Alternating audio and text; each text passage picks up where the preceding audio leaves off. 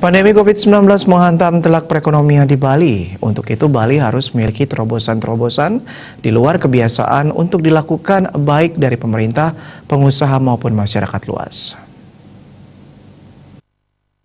Bagus Oka menyatakan, Bali sangat tergantung dengan sektor pariwisata memang mendapat pukulan yang lebih telak, apalagi tidak ada yang tahu kapan akan berakhir. Hal ini terbukti dengan kuartal 1 pertumbuhan ekonomi negatif, kemudian kuartal 2 juga negatif dan hampir mendekati minus 4,9%. Kuartal ketiga akan memasuki hingga akhir September, namun tidak ada pertumbuhan yang membaik.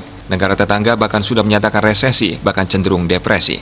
Menyikapi hal ini, Bali harus memiliki terobosan-terobosan di luar kebiasaan untuk dilakukan baik dari pemerintah, pengusaha maupun masyarakat luas.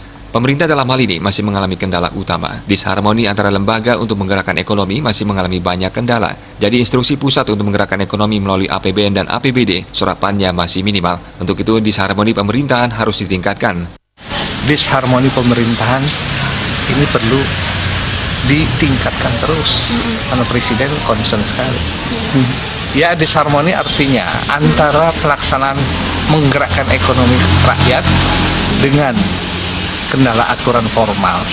Ini yang menyebabkan hambatannya. Satu, hambatan kedua, budaya kerja birokrasi kita masih banyak kepada aspek-aspek yang gaya lama.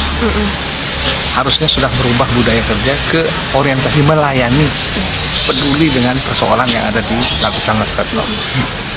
Belum lagi aspek bantuan-bantuan yang berkaitan dengan BLT, restrukturisasi kredit keuangan perbankan, semua itu tidak bergerak optimal.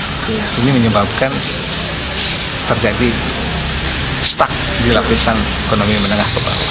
Dilihat dari kuartal 1 dan 2 saat ini, diperkirakan minus sudah meningkat. Untuk itu perlu langkah yang extraordinary. Agung Ria dan Andika, Bali TV.